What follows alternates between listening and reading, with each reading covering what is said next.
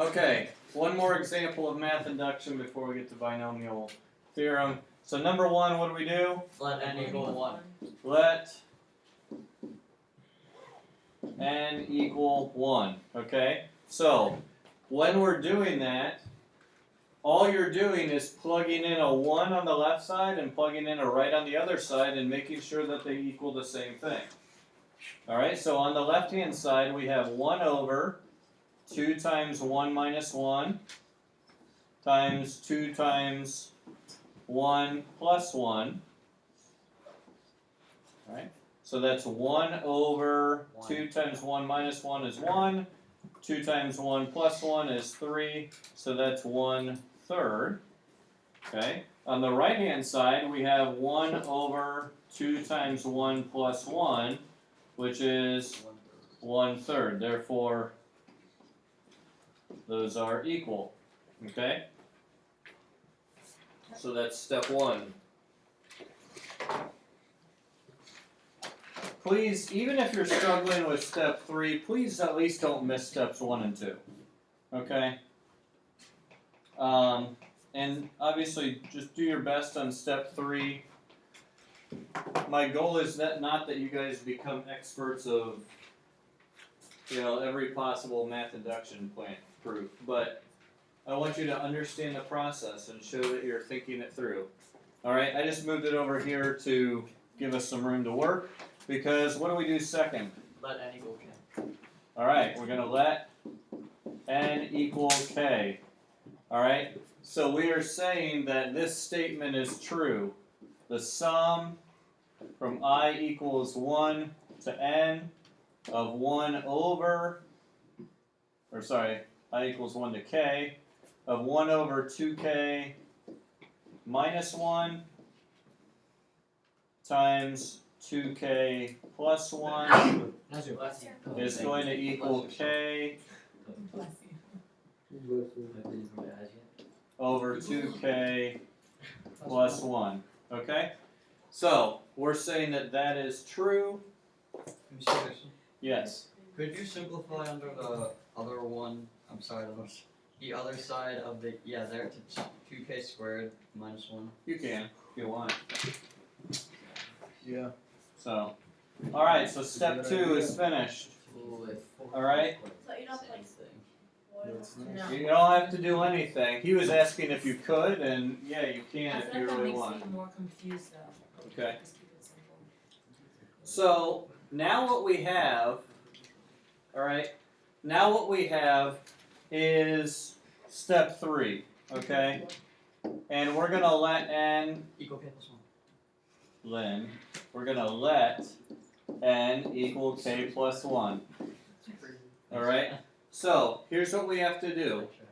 We need to establish our goal, and this is using the right-hand side, okay? We want this sum when we go up to k plus 1, the sum from I equals 1 to k plus 1 of 1 over 2i minus 1 times 2i plus 1 to equal k plus 1 over, what do we get in the bottom when we, 2 times k plus 1 okay, That's 2 times the quantity k plus 1 plus 1, so that ends up being 2k plus 3, there we go. Don't forget to distribute the 2, alright?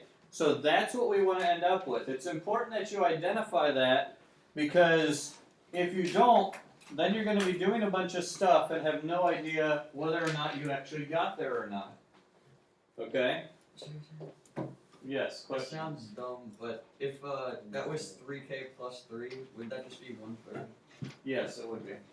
So, Derek? We have to do k plus 1 for the i's too. No. Well, Not we're that. getting to that, okay? Why there is 2k minus 1 and 2k plus 1. That's it. We're just stating here that when it equals k, oh, you know what? Because I should have left it as i's on the left side. Okay, I get what you're asking. Because it's in the sum, yeah, we're leaving these as i's. Sorry.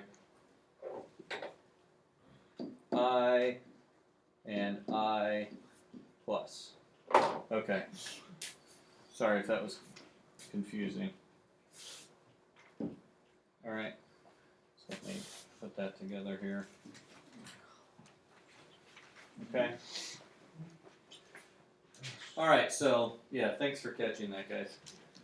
Now we're going to deal with this left-hand side. And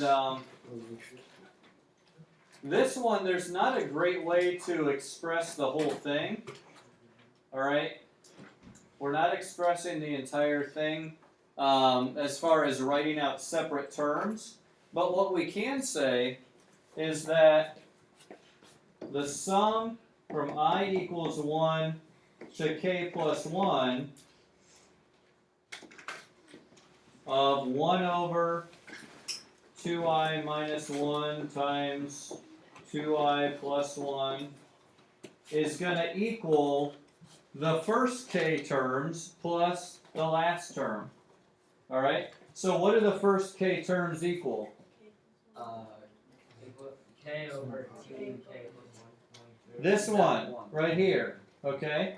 The first k terms equal k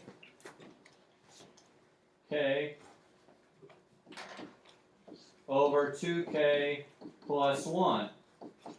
Now, if we add the last term to that, that's going to be this, but instead of i's, we have k plus 1's, right? Is everyone with me Why on is that? that the last term? The last term is the k plus 1 term, right? So here's the first k terms, which we already know is true. So now we just have to get that last term. So it's 1 over, and then we have 2 times k plus 1 is 2k plus 2, minus the 1 makes it a 2k plus 1. So you submit k plus 1 to I. Yes, we're subbing in, because what we're doing here is this is the first k terms. Alright? This last fraction is going to be term k plus 1. Okay? Just No, it's not here. It was cool 15 minutes I ago. know, that's the Yeah. thing. I got music. It was nice. Are you rolling up your sleeves? Yeah, but also it's Yeah. No, it's Q-thick. Wow. Alright. So perfect. So now we need this other part though too, okay? Times the 2k plus 1. 2 times k plus 1 is 2k plus 2, plus 1 is 2k plus 3. Well, no. Alright, let me get this over onto the screen so we can actually see it. Alright, there we go. Is everyone with us Yes. there? Is that it? No. You gotta solve. Now we need to get this right here, all of this, to look like this. So, the first thing I recognize is that, hey, this is one fraction, I've got two fractions, so what am I going to do? Get a common denominator. Common denominator, alright? So, rather than write it all again, let me do this. I gotta cheat a little bit. There we go. Alright, so I'm going to multiply this 2k times plus 3. by, yeah, I need the 2k plus 3. And I'm going to multiply the bottom by a 2k plus 3 as well. Okay? And now I can add these together. I get a 2k squared plus 3k plus the 1 all over 2k plus 3 times a 2k plus 1. Alright, so now I'm going to factor this. So it's a 2k plus 1 times a k plus 1. Well, because I know I want the 2k plus 1s to cancel out. That helps. Use that, guys. You know you want it to end up where we only want the 2k plus 3 left in the denominator, right? What if you give us one where it's not supposed to work? Well, if I did that, that would be really mean, for one, okay? But also, I mean, I'm just telling you, I'm not just saying blindly write that down, but use that as kind of a guide. You know what you want to cancel out, so try that first. And now that I've tried it, I have a 2k plus a 1k when I do my outers and inners. That'll give me my 3k in the middle like I'm supposed to have. Alright. So this is over 2k plus 3 times a 2k plus 1. The 2k plus 1's cancel, and I now have k plus 1 over 2k plus 3, which, if you remember, was the goal. Okay? So now we've proven it works for n equals 1, and we've proven that the fact that n equals some number works automatically implies that it'll work for the next one. Okay? Therefore, this is true. I'm not gonna take the time to write the whole statement again. Do we But have to write that statement again? you should give a concluding statement. You should say at the end, you know, therefore, this is true. What is the therefore look again? Is it like 2 dots? Is that It's like a triangle. It's a It's triangle without the lines. 3 dots. Therefore, Q1 plus blah blah blah is, that's terrible. I equals 1 to n of 1 over 2i plus 1, 2i minus 1 will equal n over 2n plus 3. Okay, Stick to? Oh my god. so you're just restating what you were trying to prove and saying therefore it is true. Okay. Yes, Ellie. Why n over 2n plus? I thought it was n 2n. Wait, did I? Oh, 2n plus 1, sorry. I was looking at that. Did you touch teacher recently? Nah. I don't touch people, so it's all right. 2n plus 1. Thank you. Alright. The way I look at it, I don't know if it might help. Can you scroll up really quick? Mhm. I look at it as like, the 1 over 2i minus 1. I look at that as a n, and then I look at n over 2n plus 1 as Sn, and then if you substitute the k, and then you substitute the k plus 1, it's a k plus 1, and then Sk. And that like makes sense when you're adding everything. I like Okay. that. Yeah, that works. Alright, so there's another example. I've been trying to do these not all one right after another, otherwise we just kind of zone out after a while. But I've been trying to give these to you kind of one a day so you can be familiar with these, okay? And hopefully understand these decently well, okay? If we have time at the end, we'll go back to this, but I wanted to give you an opportunity.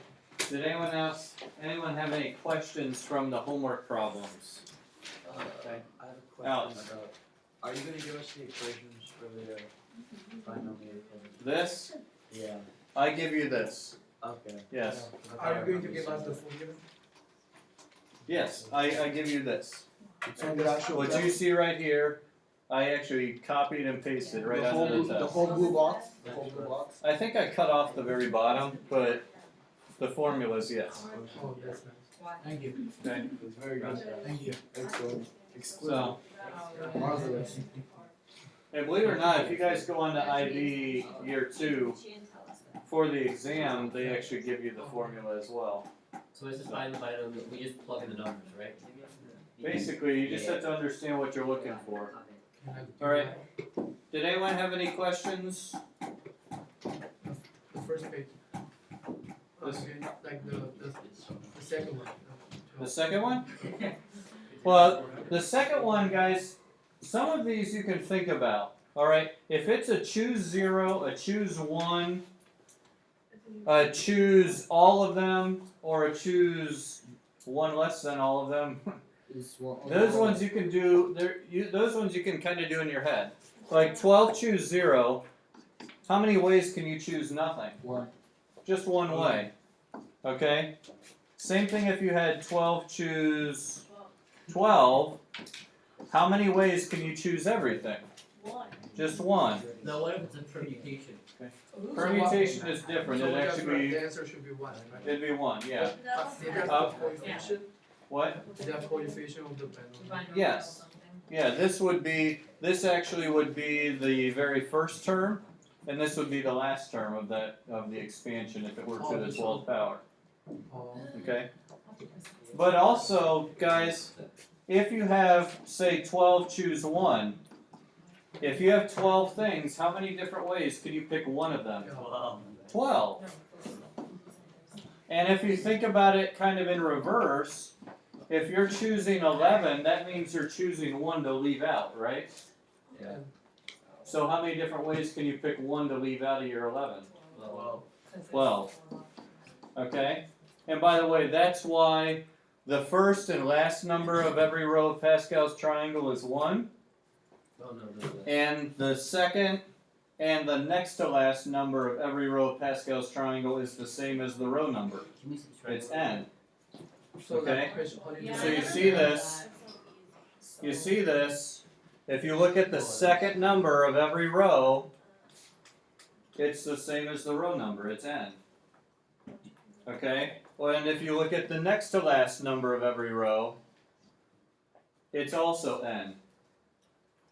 Okay? Where do we get like the actual formula from? Like 1, 2, 1, 1, 3, 3, 1. Like how do we? That's what we're gonna focus the majority of the time Oh, today okay. on is, Because like I is- didn't cover that last year. yeah, the n choose r and how to pick out all that stuff. Okay, perfect. So- Thank you. Can you go back really quickly? Here? Yeah. So like, so like question 9 is like, when we do the like this way. This one you can't really think of logically because it's 100 choose So 98. it's 99. So no, this one you actually have to use the formula 100 factorial over 98 factorial times 2 factorial. So okay, so I would write it as 100 times 99. Hey, if you're gonna explain, that's fine. Just try to keep it down. Okay, times 98 factorial. I'm going to stop there because that'll pair up with this to cancel out. And 2 factorial is just 2. So that cancels out, and I have 100 times 99 divided by 2. So 9900 divided by 2 would be 4450. That should be the answer. 4,450 would be our answer. Also, it's like to find the equal. That's what is equal to. It's not like this, right? No. It's not like That I was just trying to get you guys to understand R and the terms and that kind of stuff. So, alright. Alright, so, with that being said, okay, third period asked about a couple other examples. If you want to look, I did upload the PDF. You can look at some other examples, but from what you guys are telling me, you guys have it pretty good. But what I want to look at today is I want to focus on this, on the actual theorem itself. We've kind of been looking at the building blocks, like how many terms there are in the expansion and some of the patterns. Now I want to look at real closely at the formula itself. And you'll notice I boxed this part right here in the middle. This n choose r times x to the n minus r times y to the r. If you get this, then the whole formula is really easy. Okay? Okay, wait. So so that's the middle term, right?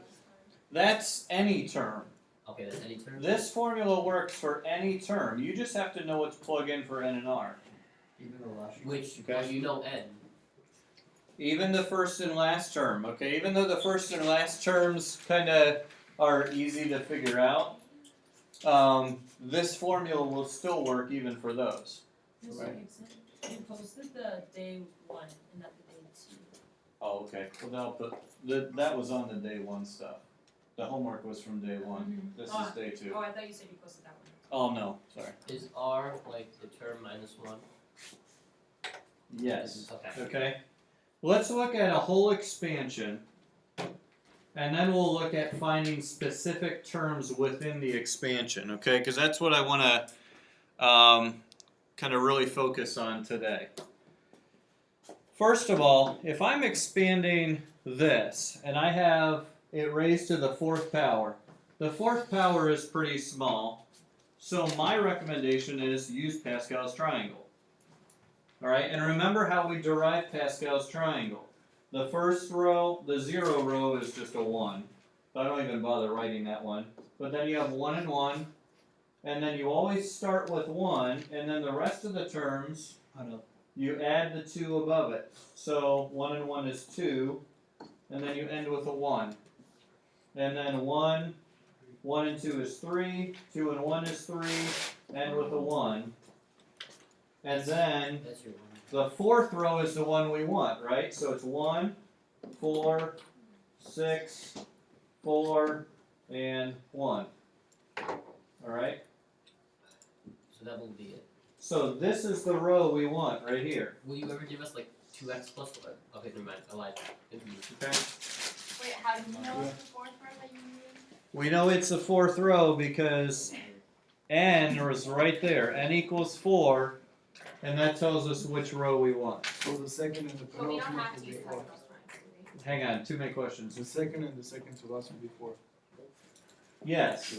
Notice they start and end with 1. It's the 4th row, so the second term and the next to last term are both 4. And it's just that middle one you need to figure out. Okay, Lexi, you had a question? We don't have to use Pascal's triangle, right? Like if we You don't have to, and actually we're going to look at ones where really you can't. so can we do are we gonna do this one where we expand it like by ourselves without Pascal's triangle? Like you're just using Yeah, it well- to check if your coefficients are right. Yeah, we'll see the whole thing. Sam? Why don't you use the top, so we can start with just one? Well, it does, but that's technically called row 0. So I usually don't even look at it because the idea is anything to the 0 power is 1. Oh, true. So 0 power, that's row 0. So just to avoid counting wrong, I don't even write it down. Ellie? I'm kind of lost. What do you do with your numbers? To get the 4 and the 6 and that, what you do is you take the 1. No, I mean the number. What do we do with all of these? Okay, that's what we're getting to right here. Yeah. Once you identify your coefficients, let's write those down first, okay? So I know it's going to be 1 something plus 4 times something plus 6 times something plus 4 times something plus 1 times something. Okay, and I'm going to move this out of the way. Alright.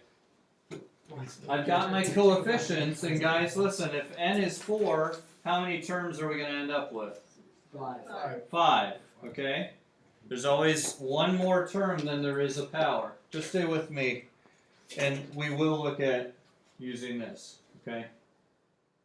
Just hang on. Alright. Hey. Now, the next thing that we need to do is look at this first term. The first term of our binomial is the 2x. And the first term starts to the n power. So it's 2x to the 4th power. Then we have 2x to the 3rd power.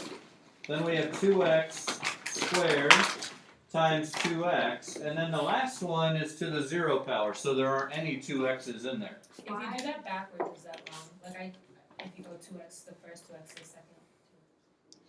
Well, if you started with 0, technically you could get it right. All your terms would just be backwards, but okay. We didn't have the coefficients. We did. Alright, the next thing that we want to look at is this second term, and we have a -3, okay? So in our first term, -3 would be to the 0 power. In the second term, -3 is to the 1st power. Then -3 is to the 2nd power. -3 is to the third power, and then finally negative 3 is to the fourth power.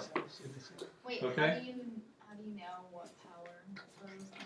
Because the first term always starts at n and counts down to 0. The second term of your binomial, in this case 3, always starts with none of them and counts up all the way to n. Okay? Yeah, but I don't understand how you started with, like, last year I remember we had to start with the coefficients. What if you don't have your coefficients? Could Well, you have to still figure them figure out at some point. Like without Pascal. Yeah, without Pascal's triangle, could you just We'll look at that. Okay. I just want to do one full expansion all the way first, and then we'll look at doing it without Pascal's triangle. Okay? At this point, guys, all you have to do is simplify. Alright? And there's two things here I want to point out. And both of them are the reasons why I used parentheses throughout here. The first thing is, it's really easy to forget why I put parentheses around the 2x. Because you will forget to the power of 4. Alright, good. It's really easy to just write 2x to the fourth instead of raising the 2 to the fourth power as well. Okay? So you have to be careful that you do that. And then I put the parentheses around the negative 3 because it's also very easy to forget that the negative is being raised to the second or third or fourth power as well. Okay? And what's going to happen since we have a negative to an odd power, then a negative to an even, and then a negative to an odd? Yeah, Positive, negative, your positive. terms are going to alternate the sign. Okay? So when I get my final answer here, I just have to be careful to simplify everything accurately. So 16 good, 16x to the fourth, minus and it's going to be minus 96. 4 times 8 times 3 is 96, x to the third. Can you scroll up a bit so I can get that top part? Thank you.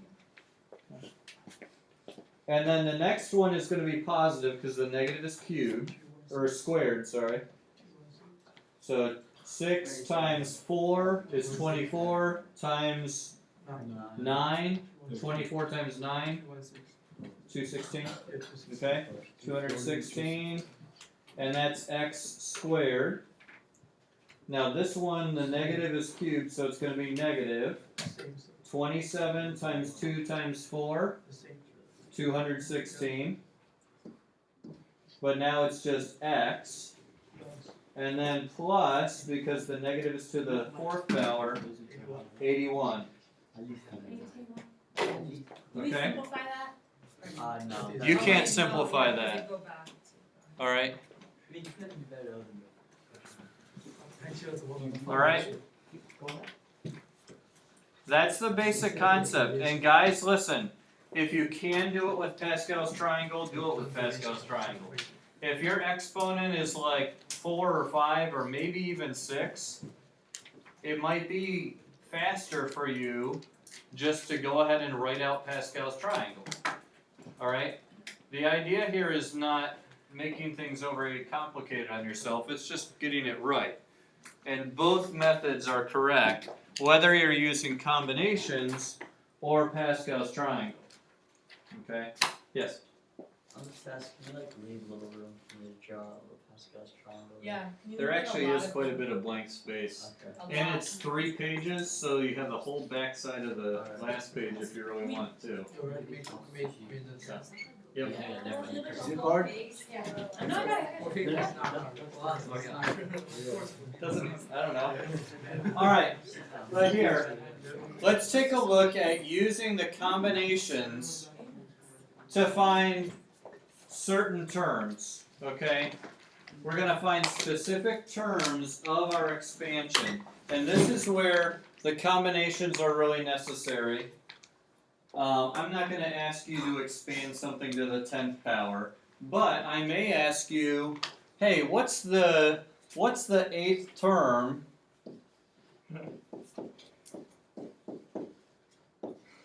of, let's say, 3x plus 1 to the 20th power. Technically, we could write it all out. Okay, and technically, yeah, you could spend half the period writing out Pascal's triangle to 20 rows. I don't see why. I will not give you extra time if you do that, okay? So, you need to know this, alright? Now, we'll get to this example here in a moment, okay? We'll get to this example in a moment, but let's take a look at how would we have gotten this 1, 4, 6, 4, 1 without Pascal's triangle, alright? And this right here is a real key. The term number is one more than r. And once you figure out r, the rest of this is easy to figure out. Okay? So let's think through this a little bit here. First of all, if it's raised to the 4th power, that means n is 4. R is How many terms does that have? 5. 5. Okay? So, if I asked you for the 3rd term, N equals 2. N equals 2. okay, r would equal 2. The term minus 1 is going to give you r. Okay? What would N be? N would be 3. N is still 4. Oh, N doesn't change throughout the whole problem. Got you. Okay? I know what you're thinking, but Wait. Oh, okay, I remember. so you have the 3rd term, r equals 2. If I had the 8th term, r would equal 7. 7. If I had the 100th term, r would equal 99. Okay? Whatever term you're looking for, r is 1 less than that number. Yes? one less than? So if we were asked for the term before, Yes. Or why you Yes. write the term R plus 1? The term is term r plus 1. Okay? We'll give you r here. Okay? So if I have term 3, 3 is the r plus 1. So r must be 2. Oh, Okay? If I have term 5, then 5 is r plus 1. So r has to be 4. But I thought like on the last lesson, we did like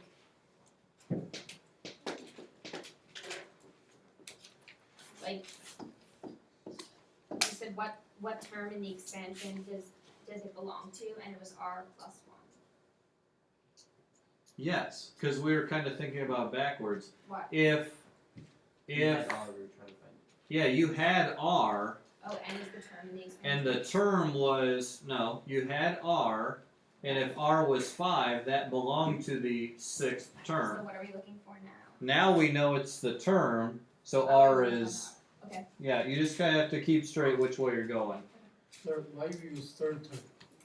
I just picked it. So can I choose a 5th term? We could have picked the 5th term or So whatever. if So. I choose the 5th term, the R should be 4. Yes, So it should be like 4 combination 4. yes, okay. So regardless, the It doesn't matter, number right? is always 4. What does n stand for again? N is always your exponent, Okay. okay? That's always your exponent. So let's just follow through this whole thing. Okay. We have 4 choose n because it's n choose r. Alright, we just identified n and r. Once we do that, all the rest of this is real simple. Now, x, remember, is not just an x, it's the first term of your binomial. In this case, the first term of our binomial was 2x. So we had 2x to the n minus r, 4 minus 2 power. Okay? And then the y is the second part, so that was the negative 3. And that's to the r power. R is 2. Okay? So again, once you identify n and r, the rest of this is pretty simple to figure out. You do a 4 choose 2. Obviously that's 2. Okay? And you can They're times together. evaluate the rest of that. That will give you 4 choose 2 is 6. And then here's the 2x to quantity squared, and here's that 9. Alright? So you get 216x squared. Oh, Alright? Yes. So as you move, across the your answer, the binomial theorem answer, Yes. the x, the exponent for the x would be going up, Down. but the fifth term, the r equals 0. Doesn't that make the exponent? No, the go fifth up? term r equals 4. The first term r equals 0. Wait, why? How does it equal 4? Remember this. You start at 0, That's what that. r equals 0 is your first term, and then you count up. Because r is the same as the exponent of y, What does 4 choose to okay? But for the for r in each little set, how do you find it? By the term number. You're either going to know, hey, this is the fifth term or the sixth term or whatever, or you're going to see the thing. Either way, you're going to be able to figure out r. Okay? Sam. Then how you get 216? Well, this is 6 times 4x squared times 9. 6 times 4 times 9. 4 choose 2. Oh, 4 you just. factorial, 2 factorial, 2 factorial. That's 4 times 3 over 2, so 12 over 2 is 6. You just simplified it without. Yeah, That was what we did last time. so. Alright. Let's try another one here Or we- together. Can you like Let's find, I think some of you are just way overcomplicating things here. Yeah. Just keep it simple, use your formula, and don't overthink it, okay? Let's say we're getting the 8th term of 3x plus 1 to the 20th power, okay? This is one obviously we're not going to use Pascal's triangle for. So, first of all, what's n? 20. 20. Oh. R is 7. So, just no one talk and just watch here. When we do our combination, it's always n, choose r. The y term is always to the r power, so it's going to be 1 to the 7th. The first term here, the 3x in this case, is always going to be to whatever 20 minus 7 is. So that's 13. Remember, the exponents you have here always have to add up to whatever n was. Okay, so every term in this expansion, the exponents are going to add up to 20. So this is going to give us the 13th term. Okay, so, you know, as we evaluate it, 20 factorial over 13 factorial times 7 factorial, that's going to be times whatever 3 to the 13th is, times x to the 13th, and then 1 to the 7th is just 1. What equation are you following for that? Yeah, did you just do the? I'm following n choose r, x to the n minus r, y to the r. That's the single term. That's that key part of the binomial theorem I said you really got to understand. Okay? And obviously, you know, you would evaluate this and whatever, but Does it always have to be like X and Y, or can you make it like K and J or something?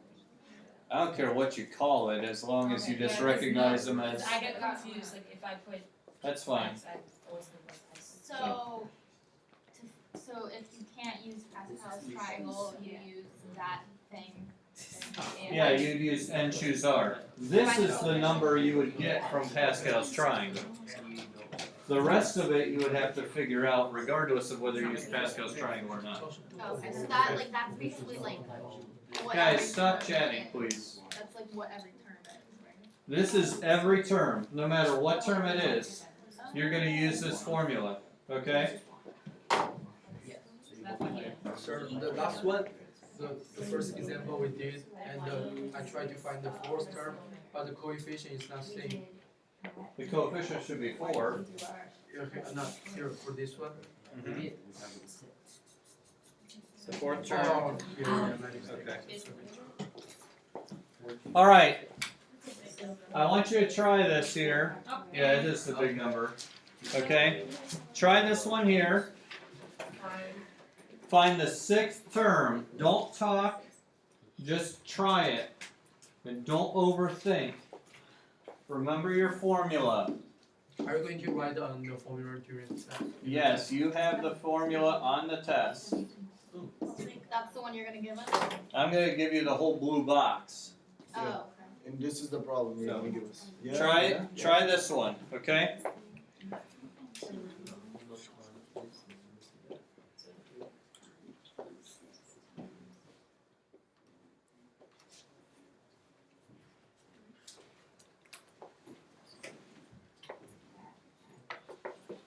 Yes. That would be your turn.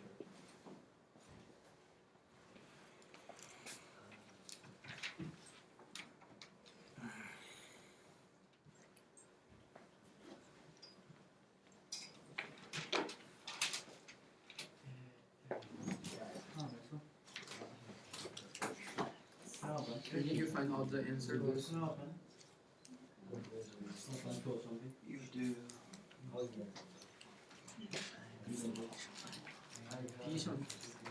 Yes. You do like that. Well, you would simplify it, but you've got it set Oh, up cause right. I don't have numbers, so we can't really. You don't have a calculator with you. I mean, yeah, but you don't have numbers. A for A and B. You don't have Oh, numbers. no, well, you would leave it in terms of A and B, but you would at least figure out the numericals. Oh yeah, yeah.